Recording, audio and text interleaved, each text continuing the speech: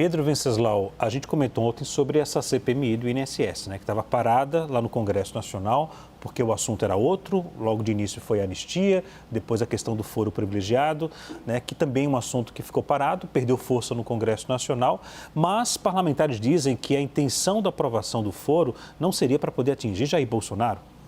Pois é, o projeto do foro privilegiado, a PEC, foi o alvo da reunião que aconteceu entre os parlamentares do Centrão e os bolsonaristas no dia da obstrução física, que durou 30 horas, da mesa diretora. Amarrou-se ali, então, um acordo que envolvia PSD, Republicanos, União Brasil, PL, e era isso. Mas com o aval também de parlamentares de outras siglas, como MDB. Mas os líderes dessas siglas que eu mencionei tinham combinado, nessa reunião, a revelia de Hugo Mota, que colocaria o tema em pauta na próxima reunião de líderes, o que não aconteceu. Esse é um movimento que une o Centrão e os bolsonaristas, a questão do foro privilegiado, uma demanda antiga de muitos parlamentares, uma mudança no Congresso Nacional.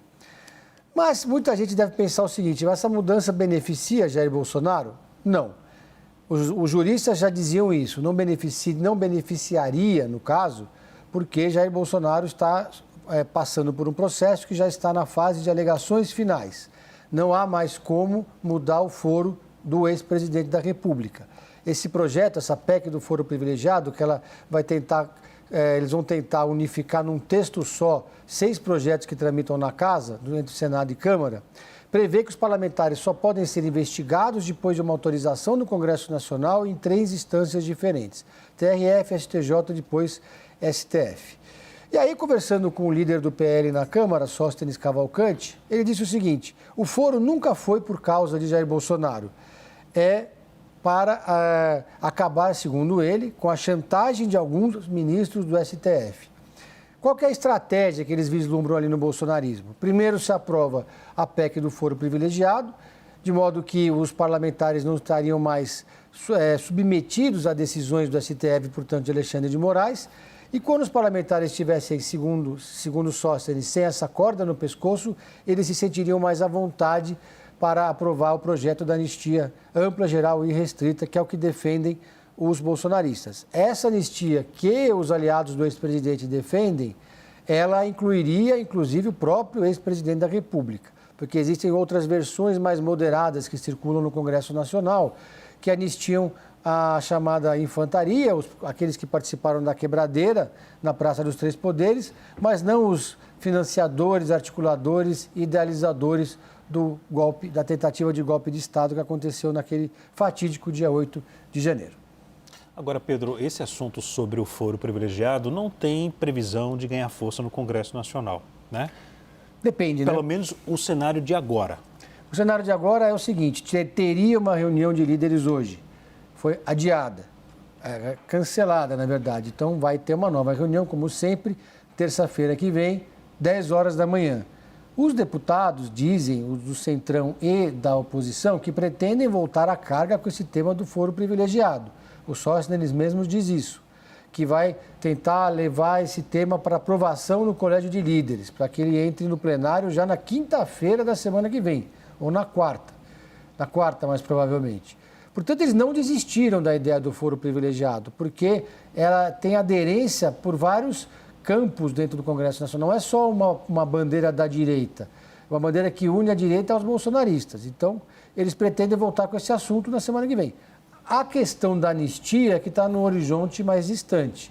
Não há previsão nenhuma de se debater projeto de anistia, pelo menos ao longo desse mês de agosto no Congresso Nacional. Quem sabe ali no mês de setembro. Mas aí vai ser justamente no momento que vai se aproximar o final do julgamento de Jair Bolsonaro. Então, as questões vão acabar se misturando na agenda dos congressistas, né, Leandro?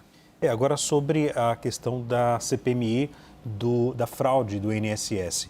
Apesar da leitura da instalação, depende dos líderes, Pedro, indicarem os nomes, né? Então, e isso pode ser decisivo, porque se acontecer da liderança não indicar, aí pode ser um problema, porque pode haver um atraso. Já há uma disputa muito grande nos bastidores, né?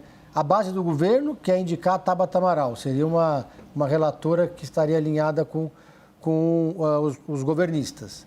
A oposição quer, como disse a Carol Rosito, emplacar um bolsonarista bem alinhado ali com o ex-presidente da República. O argumento dos bolsonaristas é que no Senado a indicação já foi de um senador do Centrão, mas que é alinhado com o Palácio do Planalto. Então, para equilibrar a correlação de forças ali na mesa diretora, na mesa dessa CPMI, então isso indicaria algum bolsonarista. Hugo Mota já está de mau humor com a oposição em função da pressão que ele vem recebendo e também dos ataques que vem sofrendo de Eduardo Bolsonaro. Já vinha sinalizando que ele não quer que essa CPMI se transforme numa praça de guerra. Então deve indicar algum nome, ou do PSD ou do Republicanos. Mas dentro desses partidos, PSD, Republicanos e União Brasil, existem alas mais à direita, alas mais governistas, gente mais moderada, gente mais radicalizada. E o perfil que cada lado defende é aquele que vai defender mais o lado bolsonarista ou contra o Bolsonaro. Então, no caso do PL, há uma expectativa muito grande da legenda de que essa CPMI se transforme no foco de desgaste para o governo federal. Então, além do relator e do presidente, você tem um colegiado, que é formado por nomes que são indicados pelos partidos. O PL vai indicar os seus nomes mais aguerridos, mais combativos, o PT também. Então, essa CPMI vai se tornar um espaço de disputa muito forte dentro do Congresso Nacional. A expectativa é de um acirramento muito grande, se a agenda política do Brasil permitir, diante dessa ofensiva de Donald Trump, né, Leandro?